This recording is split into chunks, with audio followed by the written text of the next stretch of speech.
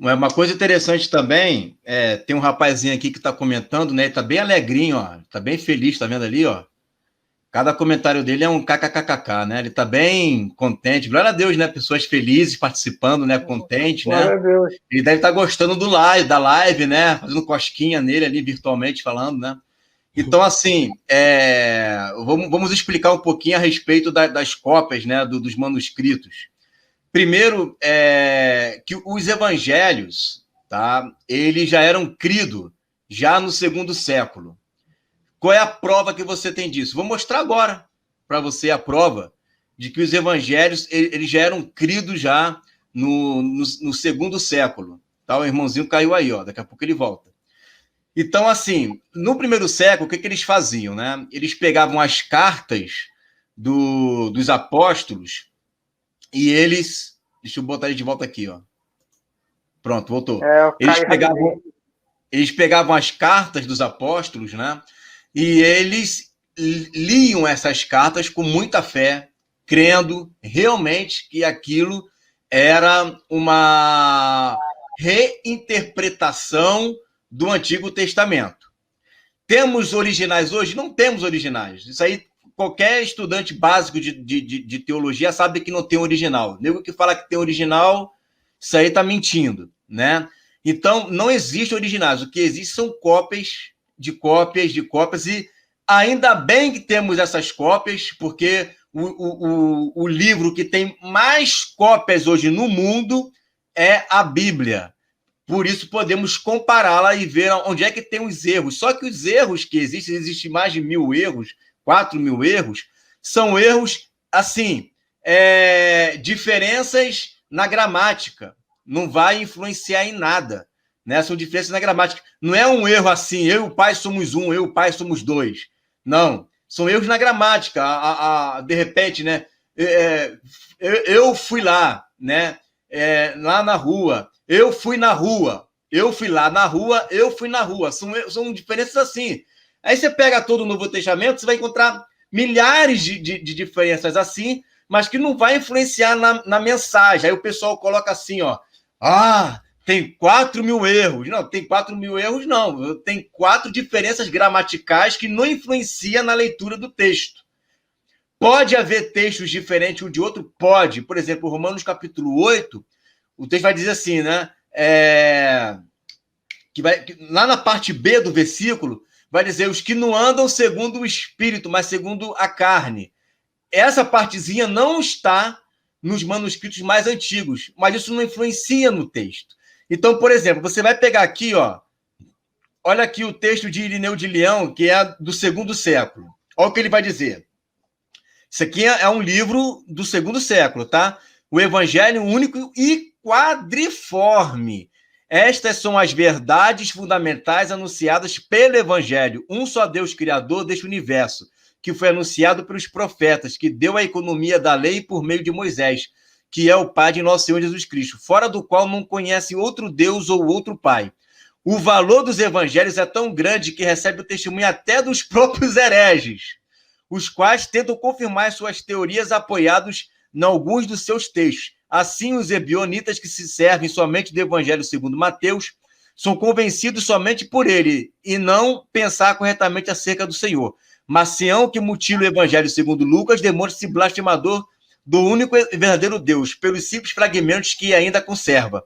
Aí ele começa falando, e ele vai dizer que os evangelhos são 4. Por outro lado, os evangelhos não são nem mais nem menos do que esses 4. Com efeito, são 4 as regiões do mundo em que vivemos, 4 são os ventos principais, visto que a igreja é espalhada por toda a terra, como tem por fundamento a coluna ao evangelho e o espírito da vida. Assim são 4 as colunas que espalham por toda parte a incorruptibilidade e dão vida aos homens. Por isso é evidente que o verbo artífice de todas as coisas, que está sentado acima dos querubins e mantém unidas todas as coisas, quando se manifestou aos homens. E por aí ele vai dar o testemunho de que os evangelhos são 4. Isso já no segundo século, tá? Então, o que aconteceu nos concílios que foi fundamentado os 27, tá? Primeiro, existiam 3 regras de ouro para poder fundamentar os evangelhos e as cartas. Primeiro, teria que ter sido escrita pelos apóstolos ou então por um discípulo de apóstolo. Se ele foi escrito pelos apóstolos ou pelos discípulos dos apóstolos, né? Então, esse era tido como evangelho fundamentado, tá? Qual era o segundo? Não poderia contradizer, né, o Antigo Testamento e ter absurdos, como, por exemplo, você vê no Evangelho de Tomé, né, você vê outros evangelhos, né, que eram tidos os evangelhos apócrifos. Esses evangelhos, eles não entravam, por quê? Porque eram absurdos. Por exemplo, quando Jesus, no Evangelho de Tomé, Jesus, quando era criança, né, ele ficou com raiva de um garoto que não quis emprestar o brinquedo para ele, foi lá e matou a criança. Isso é um absurdo. Como é que pode entrar um evangelho desse daí na Bíblia? Não tem como, tá? Então, a primeira regra de ouro, tinha que ter sido escrito por um apóstolo ou por um discípulo de apóstolo. Segunda regra de ouro, não poderia ter absurdos e heresias nele. E terceira regra de ouro, as cartas e os evangelhos teriam que ter sido lidos e cridos pelos bispos das igrejas. Eu já expliquei isso daqui uma vez, né? Como é que eram os bispos das igrejas? Bispo da igreja de onde eu moro, em Lages. Bispo da igreja, sei lá, né, do Rio de Janeiro. Então, pegava-se os bispos e diziam, bispos, essas cartas aqui eram lidas lá? Não, eu creio nessa carta de Corinto. A carta de Corinto é lido aqui, a gente crê na carta de Corinto. Então, coloca ela ali. E assim foi feito o Novo Testamento. O Novo Testamento não foi escolhido por Constantino, não tem nada disso. Tá? O Novo Testamento já existia, já fechado.